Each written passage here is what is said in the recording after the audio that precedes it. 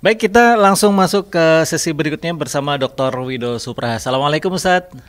Waalaikumsalam warahmatullahi wabarakatuh. Sehat Ustaz Ustadz Afan ya? Riyadi, sehat? Alhamdulillah, Alhamdulillah.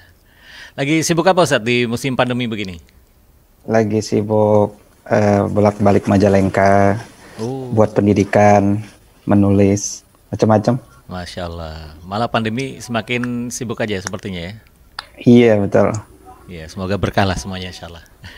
Amin.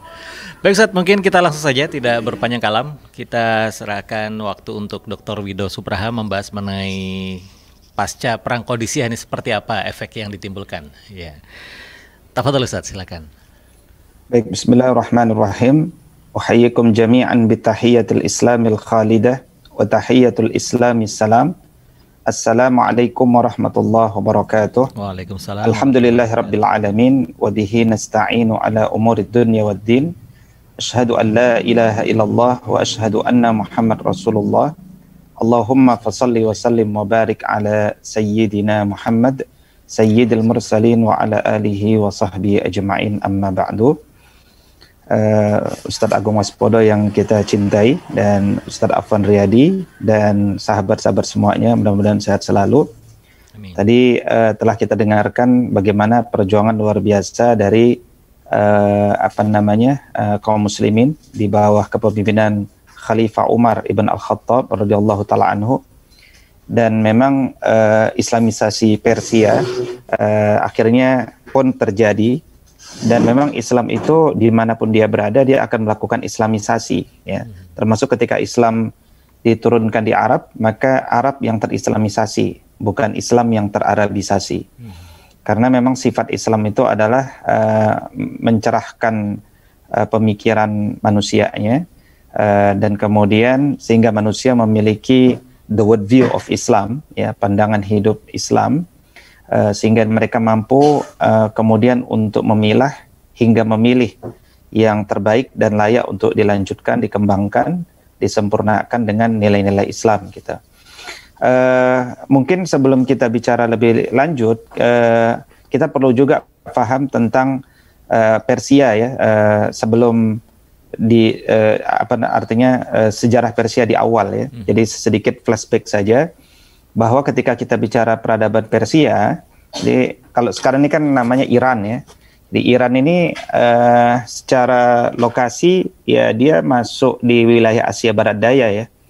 Dan sampai tahun 1935 sebenarnya negeri ini masih disebut Persia, belum Iran, ya. Tahun 1935 baru kemudian mulai dikenal Iran, dan tahun 1959 Muhammad Reza Shah Pahlavi itu kemudian mengumumkan dua istilah tersebut boleh digunakan. Tapi banyak pemikir yang lebih senang dengan Persia, karena Iran ini lebih terkait dengan bahasa Arya, gitu, ya. Kalau kita lihat Persia, peradaban Persia ini sebenarnya asalnya adalah penduduknya keturunan bangsa Arya, yaitu perpaduan suku-suku bangsa, di mana di antara yang jumlahnya terbesar adalah suku Achaemenida, ya. Di tahun 555 sebelum Masehi, pimpinan suku Achaemenida, yaitu Quraisy, yaitu gambarnya saya tunjukkan di bagian bawah, gitu, ya.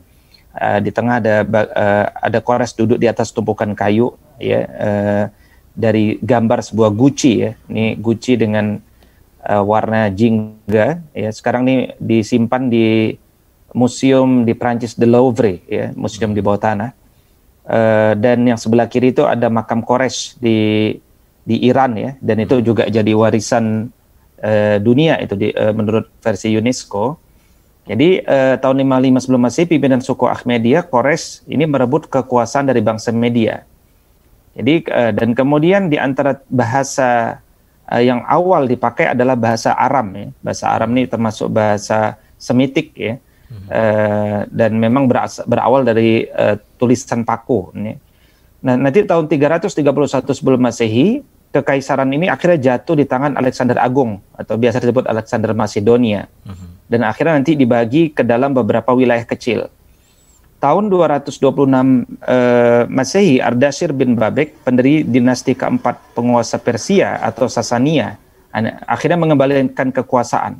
Termasuk juga Al-Hirah dan Al-Anbar dan juga Tisofot. Ya, Tisofot ini istilah untuk kota-kota sekitar Tigris, ya, menjadi pusat perniagaan wilayah timur. Nah, maka kemudian baru kita kenal dinasti Sasaniyah yang besar, ya. Jadi Persia dikenalnya salah satu besarnya adalah dinasti Sasaniyah, gitu ya. Nah, ini kalau ini contoh aksara paku, ya. Contoh aksara paku ini dibuat dalam 3 bahasa, ya, dibuat oleh Raja Xerxes, ya, Raja Xerxes dari Persia. Ya, Raja Xerxes dari Persia ini disebut juga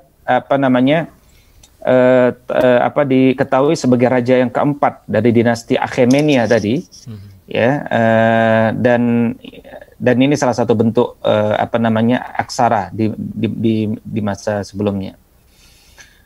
Ini satu wilayah proyeksi, ya, di mana kekaisaran Achaemenida di bawah Kores tadi itu membentang, ya, dari Turki, ya, atau sampai Georgia, Arabia, ya, sampai ke Kazakhstan, Kirgistan, Pakistan, Oman, ya, sehingga Persia itu menjadi kerajaan terbesar di dunia. Ini menurut satu versi, ya. Baik. Kemudian kita perlu juga mengenal peradaban Persia berikutnya. Jadi peradaban Persia ini cemerlang mulai di abad ketiga sebelum Masehi, ya, di masa pemerintahan Sasaniyah tadi. Dengan agama resminya adalah agama Zoroaster dengan bahasa Pahlawiyah. Ya, kemudian kita tahu ada Zarathustra, ya, yang mengubah akidah Persia itu dari sujud menyembah Allah menjadi penyembahan menghadap matahari dan api. Nah, ini saya ambil dari buku, ya, di sebelah kanan. Jadi kalau ada buku sebelah kanan berarti saya ambil dari beliau, ini dari Profesor Raghib As-Sirjani. Dan kemudian generasi pendeta setelahnya mengubah kembali pada ritual penyembahan api sebagai kiblat ritual. Nah, ini juga satu tesis di mana kenapa kemudian Islam itu relatif lebih mudah langsung diterima di Iran, karena memang ada kesamaan dalam pengertian penyembahan kepada Allah itu yang tadinya diubah, ya, kemudian dikembalikan lagi, ya, dikembalikan lagi dengan purifikasi, gitu. Kemudian terjadi pernikahan dengan keluarga terdekat, ya, ini satu ajaran, ya, satu ajaran di mana berkembang keyakinan dibolehkannya pernikahan dengan keluarga terdekat, ya, seperti Yazdager, ya, II itu menikahi putrinya, ya, dan membunuhnya, ya, dan Bahram Jubain pun di abad ke-6 Masehi menikahi saudarinya sendiri. Jadi ada semacam keyakinan bahwa ketika mereka menikahi saudaranya sendiri, maka itu adalah satu bentuk ritual yang lebih baik, gitu. Nah, kemudian perbuatan menikahi keluarga terdekat ini dianggap perbuatan baik untuk mendekatkan diri kepada Allah. Ini menurut Dr. Arthur Christensen dalam satu karya berbahasa Perancis, ya. Dan ini tentu saja nanti diubah, ya, keyakinan seperti ini di dalam Islam. Ya. Kemudian muncul, ya, satu penggerak teolog lah istilahnya, ya, atau filosof, yaitu Mani al-Majhafah, yang kemudian mengharamkan pernikahan,